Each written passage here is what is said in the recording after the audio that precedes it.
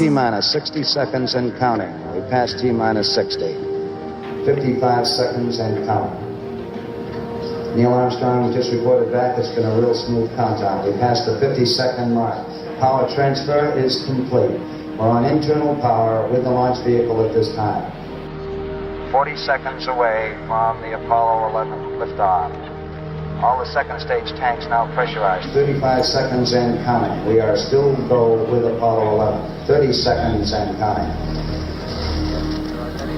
Astronauts report it feels good. T-minus 25 seconds. 20 seconds and counting. T-minus 15 seconds. Guidance is internal. 12, 11, 10, 9. Ignition sequence starts. 6, 5, 3, 2, 1, 0. All engine running.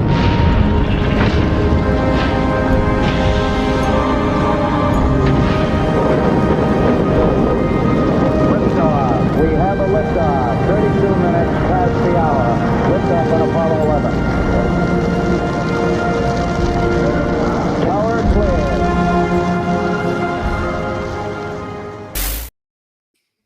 Hello and welcome to this edition of the Bullpen. We're live. I'm here with Tom Chavarria. Tom, how are you doing today?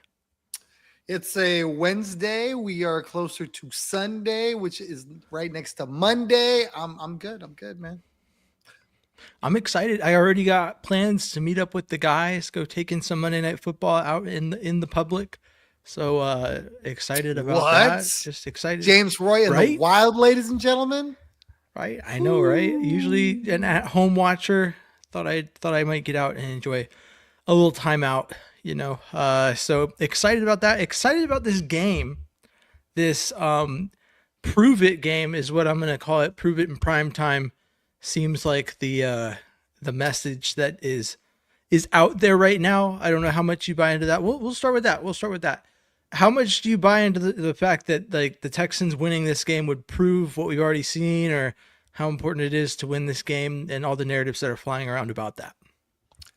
I mean, I understand people that want to call it a prove it game. I understand, you know, there's been a lot of, you know, prime time failures in the past, and that still resonates with a lot of Texan fans. And it's just like, all right, here we go again. You know, primetime Texans, afternoon Astros, it's all bad. I feel like, you know, the Texans can win this game and send a message. The Texans can lose this game and I think still send a message. I think Seattle's a good football team. So, you know, it's not like they're going on primetime to face, you know, the Tennessee Titans and you know, or the Baltimore Ravens. That looks like the Baltimore Ravens of right now. The fact that they're getting a very, very good opponent.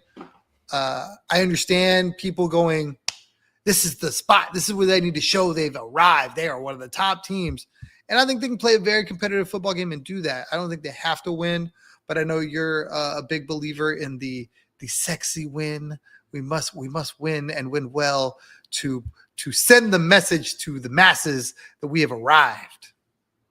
I would agree with your thought that there's no such thing as an ugly win in this matchup in particular, just because no matter how bad it looks, beating a team like Seattle with the way the Texans have played so far this season just seems like it would be a massive win regardless of how it happens. But I do have that thought in my head that, you know, how this affects the rest of the season and what the difference is between winning and losing here. A loss being 2-4 going into a stretch. Once the next 5 games, including this one, are all against teams that are currently 4-2, all winning teams. How fraudulent they are, that depends on how you view things. We're still early in the season. Some of these teams haven't been tested, and to some extent, you could say the Texans have been tested. And I wouldn't say failure is the right word, but like when they've been tested, they've just played it close and not won. So I think the losing 3 games in a row drained a lot of confidence from Texans fans and made people run with these crazy narratives that we're seeing on social media. But so far, we haven't really gotten any clear indication that the Texans just aren't the team that we thought they'd be. We're seeing the fruits of what is an inexperienced offensive coordinator and an offense that's trying to kind of get a feel for running a new offense, and seeing that progress in real time. But if we're looking at the progression of that offense relative to the rest of the schedule, I think that the Texans are primed to do really well. So I think that this is the first step in what is probably a stretch. I think that if you go 500 over the next 6 games, you go 3-3, and you're sitting at 5-6, I think you're still in a good spot. I don't think that that's a bad place to be. I do think that based on how odds shift based off of when these losses happen, it would obviously be at 10 times better to go on Monday Night Football and take out the Seattle Seahawks. Just to get that win out of the way, get up to 500, feel a lot better as a team. I think the optics and the confidence that a 500 record brings after where the Texans were, a 3-game win streak and a statement win against a Seahawks team that's top 10 at the very least, fringe top 10 on both sides of the ball, could be huge. But once again, I think I see where you're coming from, mainly because it's been 5 games, 6 games, depending on where you're at. We're just now kind of reaching the point where teams are hitting the meat of their schedule and being tested. So if you look back at who the Seahawks have played and their schedule so far, I'm not going to say they haven't been tested, but there's not been. I think the Texans have faced more consistently tough matchups than the Seahawks in terms of playing the Rams and going in against Tampa Bay on Monday Night Football. Like, those were top tier teams. I think Tampa Bay is actually the top team in the NFC right now, and the Rams are a tough opponent. Losing to the Jaguars are 4-2. I think they fall more in the same category as the Seahawks right now, where we're kind of wait and see, is this for real? Because I've seen, I don't know if you remember, I think it was 2 seasons ago, the Jaguars were 99%. The odds were 99% they were going to make the playoffs, and then they missed out in the last week when the Texans swooped in and took that first AFC title under D'Amico and CJ Stroud. So anything can happen. We can talk about odds and all we want, but odds are made to go the wrong way sometimes. I mean, that's just how life is. There's outliers and all that. So in my mind, I think I'll always put that pressure on this matchup because that's just how I am. I'm like looking at it, and it's hard for me to quiet that noise around how important it is to win this matchup. But I don't think I'm going to, come on our recap on Monday and be like, oh, we lost, the season's over, if that's how it pans out. I mean, I think the Texans are still very much in a good spot to at least snag a wild card spot, and I'd be interested to see it. Kind of shifting gears a little bit because I just remembered this, and it's been my mentions have pretty much exclusively been this. So running it back, I scroll on Instagram, and about 40 minutes after it was posted, I saw that Derek Stingley and his then girlfriend, now fiance, are engaged. A very exciting moment, very, very big thing, and I thought, I wonder if any of the good people on Twitter have heard about this. So I decided to bring it there, and I was met with a variety of replies. It's a very wild comment section. And Tom, you said it best in your reply when I quoted it. I was like, wow, these comments are wild. You're like, did you not expect that? I can't say I didn't expect it, but it's been a lot to take in. Occasionally, like, glimpsing at what people are saying in those replies. So I'll go over what I've seen in the replies and my thoughts on it, but I want to know, I don't know how much you've read into those replies. I mean, obviously, so for those who don't know, Derek Stingley's been dating this girl who, I say this because only to illuminate those who may be listening or maybe have not seen it. He is engaged to a white woman. I'll leave it at that. They met at LSU. They've been dating for a really long time. This has been a long-standing relationship. And so there's been some reaction in the comments, maybe to do with that. But I just want to know what your thoughts are on the reaction and I mean, what you think in general on about the bye-week proposal. I do think the timing is very interesting. He could have did it in the offseason. He could have did it, if they made the playoffs or something like that. I mean, but clearly they felt this was he felt this was the right time to, propose and things like that. And congratulations to them first and foremost. Like the comments and all that stuff, it has nothing to that's something totally separate from just them. And that's awesome. She was, with him when he was just a dude in college trying to make it. And now she's gonna be his forever. That's just great. To speak to the comment section, once you put it on Twitter, I mean, anybody that's been in the socials, you're gonna get all the ends of the earth with respect to the comments. You're gonna get some really good, you're gonna get some really bad, you're gonna get some in the middle, and anytime you put something that could be perceived as polarizing, with how some people perceive, interracial relationships, you're gonna get all the different responses. And I just the fact that you were, kind of like, wow, these comments are wild. I'm like, man, I mean, I could have wrote that script way before you posted it. That's just the way that people are. They just have to say crazy stuff because they can, and not because they should. Well, and I know that like a lot of like, I am personally, right, like I try to stick to football, right? But like as a Texans fan, if it's Texans, I'm gonna post about it. I mean, that's simply put. Like this is not the first time, and I'm very rarely this close to when it's posted. Like I think Henry To'oto'o's wife posted about him buying his father a truck, and I saw it 2 days later, and I posted it on Twitter. Like I'm not breaking this news like at the cutting edge. I just am like, I wonder if anyone else has seen this. I'll just say it over here because I know it's on Instagram. And the other thing is that Instagram has like the joint post feature. So a lot of this is like players' wives and girlfriends, posting it and doing a joint post with the player whom I follow. And so the player's not posting about that on Twitter. So short of like Aaron Wilson breaking that news, no one's going to, and I don't think that, I would consider a lot of the personal lives of players more, I don't want to say tabloid material, but it's not something that I would expect Aaron Wilson to post about. So that I figure I put it out there. I would figure that the content creators are more in charge of that niche of Texans content. So I've done that before when Juice Scruggs, announced that he was having a child, when Juice Scruggs announced the gender of the child, all these other things, and it's been very minimal. So posting this and seeing such a visceral reaction, this is a post that I think it's been like 2 days, and I'm still getting a myriad of, like, all throughout the day. My notifications on Twitter are just this person posting all this social commentary. And so I'll leave. So the first part is obviously the interracial part. I'll leave the nuance of that to the likes of Ryan Clark and Robert Griffin, who have had their differences on those kind of things. I think it's wild that in 2025 that is still a discussion that is being had, but the internet emboldens people to post ideas that they would never say to someone in person. So unsurprising that that's out there. But the most interesting and the more football relevant part of it to me is watching people try and guess how Derek Stingley is going to perform this week based off this happening. So I don't know how you feel about when players do major things off the field and how it affects their performance on the field. But the first reply that I saw was like, oh man, Jackson Smith-Njigba is a must bench in fantasy football. There's no way he gets any points. And then the next reply is like, oh, look out, JSN, 211 yards and 3 touchdowns.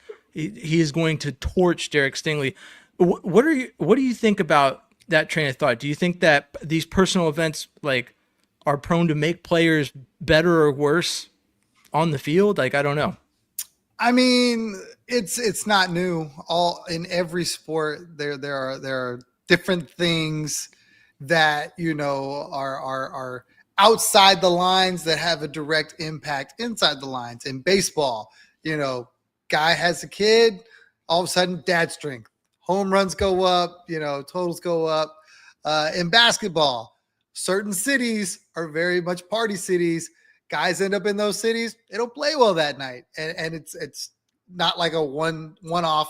No, it's pretty consistent. They end up out there, they just struggle that night. Maybe they, had a little extra too much fun. I don't know that I can play a side or peg, one way or the other. Derek Stingley seems like a very, quiet, business-like dude So I would think he would still, have a reputation to uphold, show up to work and go, okay, this is my job. I'm not going to let.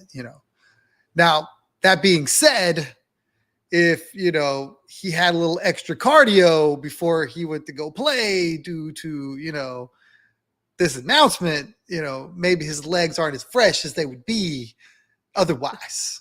So that, I don't know. I'm picking up what you're putting down. I think I see where you're getting at with this. I mean, I have trouble believing that something like this affects. So to speak to you, like the timing is interesting, but I think if it's something that can't wait, right? Like, so like I said, they started dating LSU. Derek Stingley's been in the league for a second. So it's been a few years, but love is love when it needs to happen. I respect that Derek Stingley waited till the bye week to do it.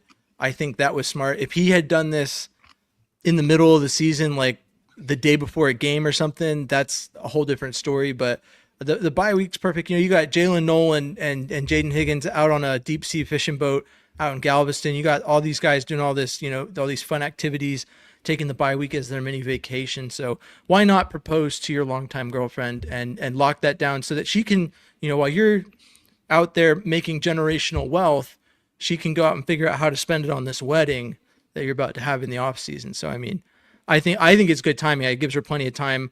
I had a long engagement myself. I feel like it's perfectly fine. I went on a deployment during the engagement though, so plenty of time to plan the wedding while I was out, defending freedom and democracy around the world against all enemies, both foreign and domestic. But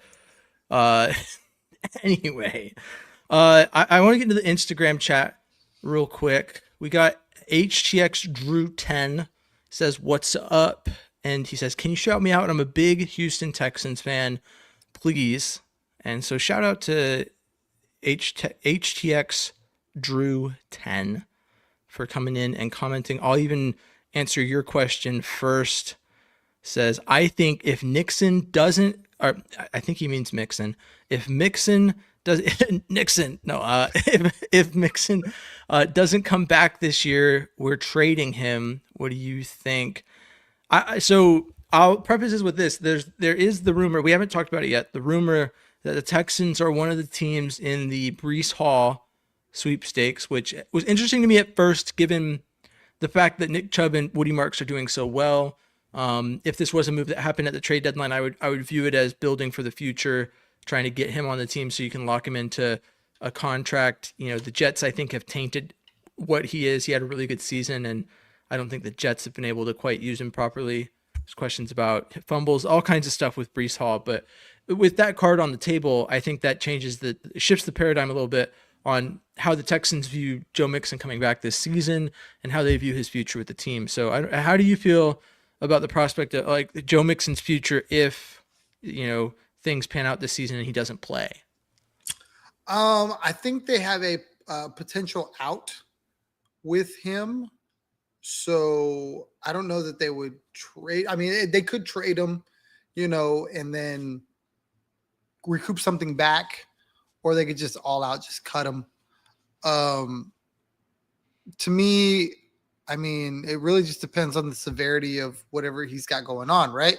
Like when Mixon was healthy, he was one of the best Texans on the field. So I don't see why they wouldn't, want that in some form or fashion, even if it's to, platoon with Woody Marks, which I don't think is a bad thing. Chubb is on a 1-year deal. I think Chubb will find more money elsewhere. Maybe not. I don't know. But the option would be you could move off of Chubb.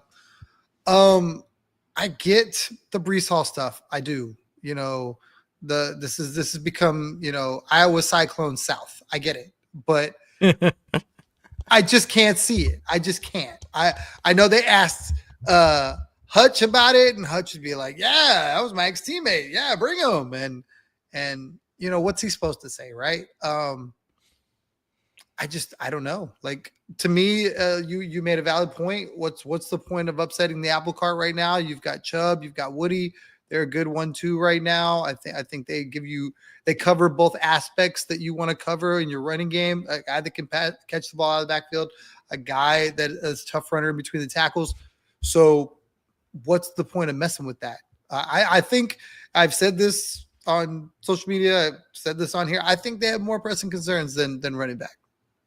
I agree with you, but I think that based off the way Nick Caserio has handled roster building in general, if the price is right on Brees Hall, he'll bring him in. Like, I think he's just about any improvement he can get anywhere at any time at the right price.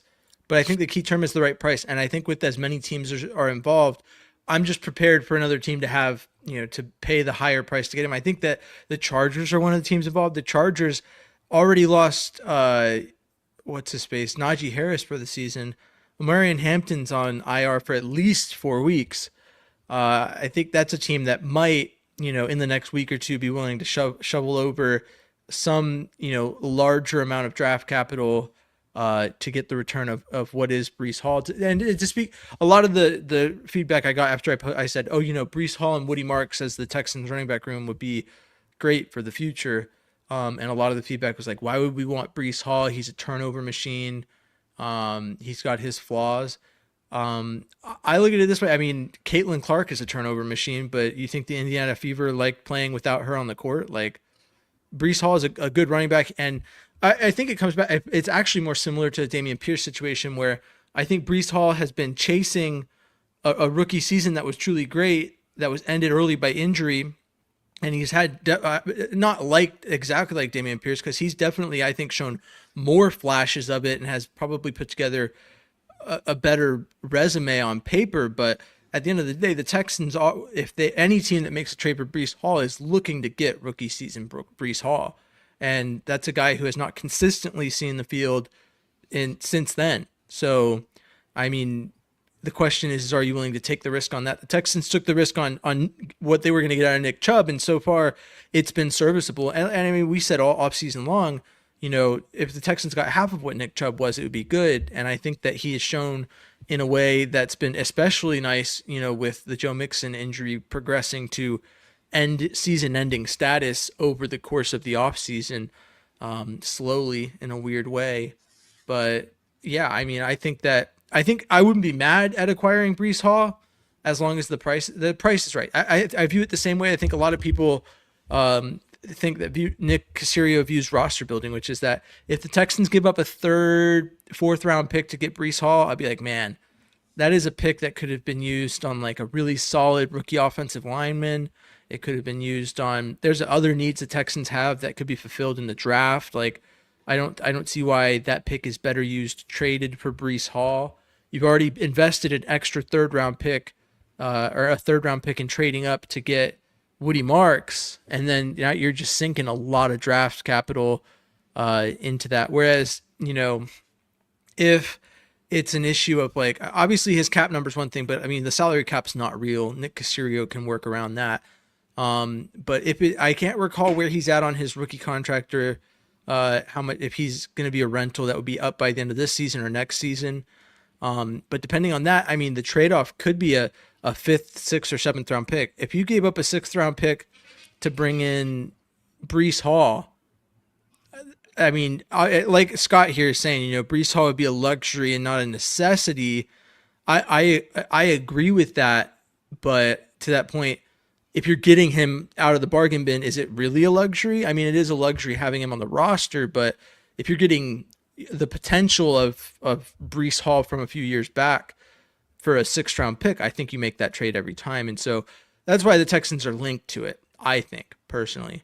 By the way, this is live. This is our Wednesday live. And so anyone who's in the chat, if you have questions, you have stuff you want to hear us talk about, this is for y'all so that we can talk about what you want to talk about.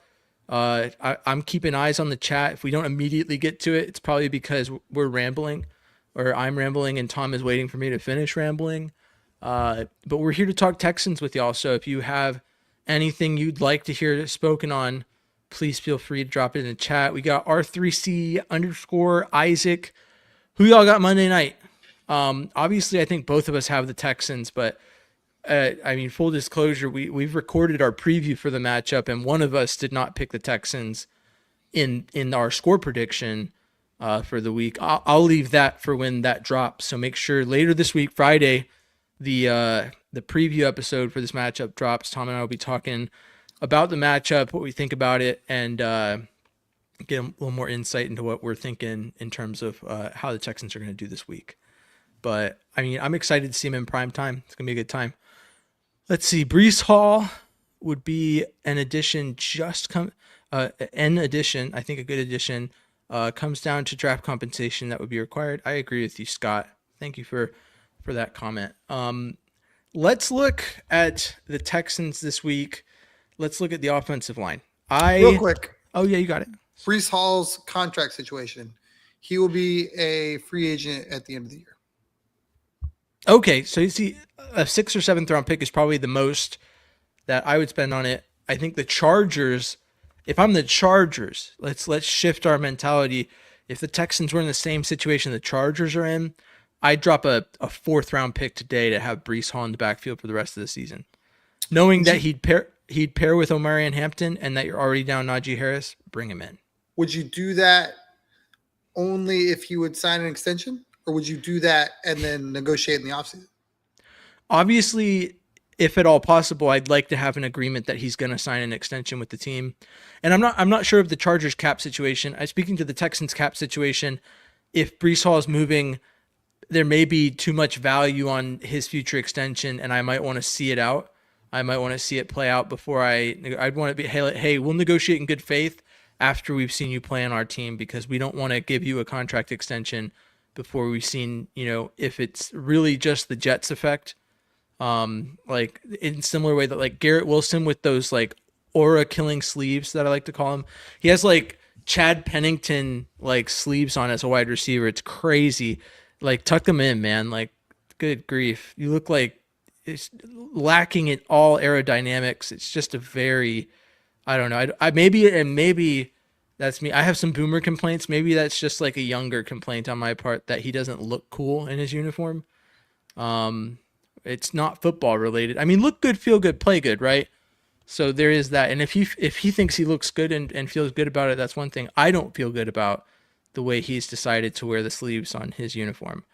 But the Jets in general is just a place. It's very similar to the Browns, which is a shame. I mean, at least the Jets have the Super Bowl, Super Bowl III to look back on fondly, because the Browns don't have anything to look back on except for the fact that the original team moved to Baltimore and won a few Super Bowls after they got out of that awful city of Cleveland.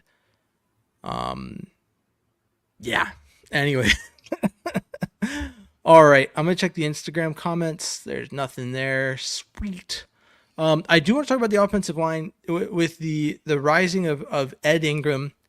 Right guard's obviously set, but with the trade deadline coming up, there's potential for the Texans to make some moves. I posted earlier this week that a Justin Verlander level trade, in my opinion, would be going out and hitting up that city with the Brown team and being like, hey, your guards, one of them's old and wants to retire at the end of the season. The other one could be a long-term thing, but they both have contracts that are ending at the end of the season. But they say, hey, we'll give you a pick to get them over here. Can you send them our way?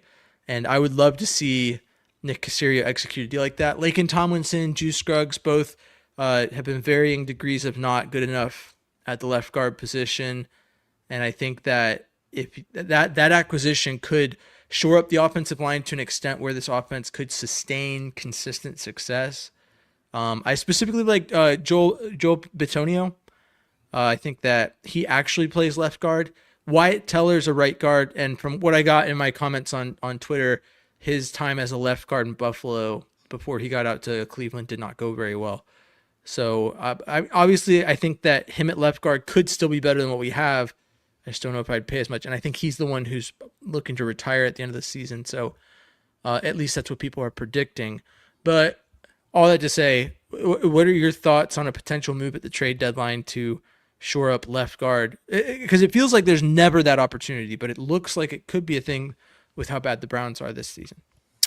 For me, it would be option A, option B, and option C. I think when you look at this Texan team and you look at where their real needs are, yeah, like Scott said, there's luxuries they could go out and get all over. I mean, you could go get another safety, you could get an interior defensive lineman, You could get a tight end. I saw people gushing for a tight end. It was like, you just that needs to be the move. And the name was Njoku. It was like, go get Njoku. And for me, again, a luxury, not a need, a luxury. I understand, their thought, oh, this would unlock the playbook and unlock this team and they could do all this other stuff. And I'm going, okay, maybe. You'd have to run a lot of 12 personnel. That means you're taking a wide receiver off the field. They have some pretty good wide receivers that they want to get the football to. Some young ones, good ones. And now we're saying, let's go get a tight end and kind of like, we'll just rotate those guys in and just play a bunch of 12. And I get it. Maybe they just rotate Dalton Schultz with Njoku. And I don't know that either of them would like it. And that's a lot of money invested in 2 tight ends. For my money, and I don't care. You can show me all the 22 tape you want. To me, the one true need on this team is left guard. Give me a left guard. Shore up the line, protect CJ Stroud, and the rest of it will be good enough. And I think the center's been okay. I think you could go at center too if you wanted to. But I really like what Ed Ingram's done. I really like what Titus Howard's done. And as far as Ariante Aristide, I think he'll grow into it. I think he's been good. I think he's had some moments where he's been, exposed for being a young guy, but he's supposed to. And you leave those alone. But left guard, if you get a left guard, man, that can open holes and pass protect, all of a sudden you got a line that gives CJ the time. And you saw it. When CJ had the time to sit back there in Baltimore, you just let that man cook. And the ball came out on time, and he just went. He knew exactly where he wanted to go. It was a different quarterback. Player of the week. So for me, you can talk about all the other things, and no one will tell you that they're wrong. But more importantly for me is keeping 7 clean. However you got to do it. I agree with you. I'm glad that you brought up David Njoku. I think the tight end position kind of teeters on whether or not it's a necessity based off how you view it. Obviously, there's some nuance to it with the status of Cade Stover. I can't recall if they've designated him to return or if he's just eligible to return from IR. But if he comes back, then yeah, I agree with you. Making room for Njoku seems like it just puts Stover back at tight end 3. It creates the question of, would you rather have Njoku or Schultz as your tight end 1? I think they're comparable. I think I'd lean towards Njoku based off how he's performed in his career. But it is something that has potential given that their big need is left guard. And if the Browns want to move pieces or if they're interested in moving on from Njoku, then the Texans can take him on, then it could become part of that deal is taking on Njoku as well. And just maybe putting out a fourth round pick, maybe 3rd round pick. I don't know. It seems a little high for those two, but given I don't know how long Njoku's under contract, but I know whichever guard the Texans get, if they were to trade with them, is only under contract through the season. So for a rental, it'd be a steep price to pay. But in that case, I think paying a 4th round pick would be worth it just to know what you're getting, and put yourself in a better position to win. But I think that the tight end position is one where I agree with you that you don't go out and just trade for Njoku. I think that that's not a good move. But I think that if he's grouped in with Bitonio, then, obviously that makes sense to me. And I think that's the ideal target. If the Texans did nothing at the trade deadline, but give up a 5th round pick for a Joel Bitonio, I'd be satisfied with that trade deadline. I think that in my mind, it plays really well. It makes me feel a lot better. But one of the things that I think needs to play out, speaking to the trade deadline, we're not like super close to it yet, but when the trade deadline hits, the question is going to be, are the Texans in a legitimate position to where this trade puts them in a position to contend, or are they grasping at straws trying to get good enough to get enough wins to make a wild card spot? And those two vibes are very different. I don't think a trade for Joel Bitonio goes down if the Texans lose to the Seahawks and don't win a significant amount of their games following that. I think you got to be at least 500 in order to entertain a trade like that. I don't think you give up that draft capital on the off chance that the offense figures it out and rattles off 9 straight wins like the Texans did a few years back. So I think it is an entertaining proposition, but I think it's important to clarify that I bring that up with the understanding that the Texans do well enough over the next couple weeks that it warrants the move warrants itself. So that's what I'll say about that. With that, I think I don't see anything in the chat. I think that's pretty much all we have to talk about today. Tom, do you have anything else to add before we kind of bring this thing to a close? No, I mean, I'm really excited for this game. I think it's going to be a really good game. You talked about the level of competition for both the teams. They do have some teams that they similarly played. They both played Tampa. Tampa beat them in a shootout. I think it was 38-35. And then obviously they both played Jacksonville, and Seattle was able to get the best of Jacksonville. So judging off of kind of similar opponents, I think it's gonna be a really close game. I really think that the Texans are gonna be in it. I don't know. I picked them to win. I'll save you all the time. I picked them to win, but I don't think they're gonna just run off and leave the Seahawks, and I'm looking forward to a great game. I'll leave you with this. I mean, I may not have predicted them to win, but as I said on the recording that you all will see on Friday, that doesn't mean I don't believe they can. And I think they've got a good chance at this one. I don't think it's not like in the past where it felt like we're talking about the Texans, if they win this, it would be huge because it doesn't feel like they can win it. This is just huge because of the way the season started. So let's see. I agree with you, Scott, that it's really going to be on the offense. So that ends my comments on that. Well, thanks for tuning into the Bullpen. I have been James Roy. You can find me at James Roy NFL wherever you get your social media. Tom is TCTom1 on Instagram and Third Coast Tom on Twitter. And we are the Bullpen, the #1 veteran-run Texans podcast in the Milky Way. So make sure that you subscribe. Like I said, Friday, we'll have the preview up on YouTube and wherever you get your podcast at, so you can listen and get our thoughts on the game before we go into Seattle to try and get right and get the season on the right track. So, like I said, thanks for tuning in. As always, stay classy, Houston, and vamos Texans.